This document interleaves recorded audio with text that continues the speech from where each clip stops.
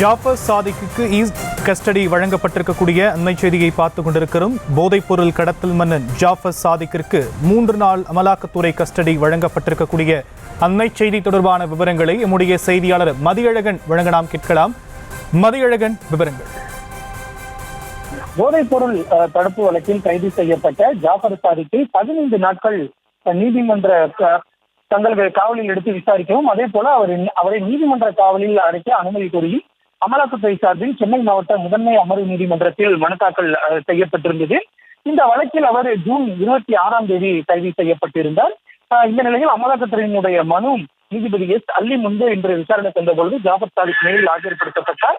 அப்பொழுது இந்த வழக்கினுடைய விசாரணை அதிகாரியாக இருக்கக்கூடிய அமலாக்கத்துறையினுடைய உதவி இயக்குனர் சுனில் சங்கர் யாதவ் ஆஜராகி சாட்சியம் அளித்தார். அப்பொழுது அவர் ஜாஃபர் சாதிக் மீது போதைப் பொருள் கடத்தலில் ஈடுபட்டது தொடர்பாக சென்னை மற்றும் மும்பையில் ஏற்கனவே வழக்குகள் நிலுவையில் உள்ளதாகவும், இந்த வழக்கில் சர்வதேச போதைப் பொருள் கடத்தலில் பெரும் மூளையாக ஜாஃபர் சாதிக் செயல்பட்டுள்ளதாகவும் தெரிவித்தார். மேலும் இந்த கடத்தல் மூலமாக கிடைத்த சட்டவிரோத பணத்தால் பயனடைந்த பிரதான பயனாளி ஜாஃபர் சாதிக் என்பதற்கான சாட்சியங்கள் மற்றும் ஆவணங்கள் தங்களிடம் உள்ளதாக தெரிவித்தார். மேலும் விசாரணைக்கு ஒத்துழைப்பு வழங்குவதில்லை என்பதால் பிடிவாரண்ட் மூலமாக ஆஜர்படுத்தி உள்ளதாக தெரிவித்த அவர் ஜாஃபர் சாதிக்கை அமலாக்கத்துறை காவலில் எடுத்து விசாரிப்பது அவசியமானது எனவும் தெரிவித்தார்.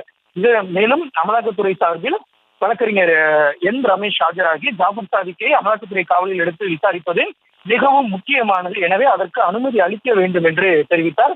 இதற்கு ஜாஃபர் சாதிக் தரப்பில் கடும் எதிர்ப்பு தெரிவிக்கப்பட்டது. அவர் சார்பில் ஆஜரான மூத்த வழக்கறிஞர் அபுடுகுமார் ராஜரத்தினம் சென்னை மற்றும் மும்பையில் நிலுவையில் உள்ள வழக்கு விசாரணைக்கு ஜாஃபர் சாதிக் ஆஜராகி விளக்கம் அளித்ததாகவும், விசாரணைக்கு முழு ஒத்துழைப்பு வழங்கவில்லை என அமலாக்கத்துறை கூறுவதை ஏற்றுக்கொள்ள முடியாது என்றும், கைது செய்து 15 நாட்களுக்குள் தான் காவலில் எடுக்க முடியும் என்பதால் இந்த மனுவை தள்ளுபடி செய்ய வேண்டும் என்றும் அவர் கேட்டுக்கொண்டார். நீதிமன்றத்தில் ஆஜர்படுத்தப்பட்ட ஜாஃபர் சாதிக்கிடம் நீங்கள் அமலாக்கத்துறையின் காவலில் செல்ல விரும்புகிறீர்களா என நீதிபதி கேள்வி எழுப்பினார். அதற்கு தனக்கு விருப்பமில்லை என்றும், ஏற்கனவே அமலாக்கத்துறையின் அனைத்து கேள்விகளுக்கும் பதிலளித்த நிலையில் மீண்டும் தன்னை காவலில் எடுத்து விசாரிப்பதற்கு அனுமதி கேட்பதாகவும் அவர் தெரிவித்தார்.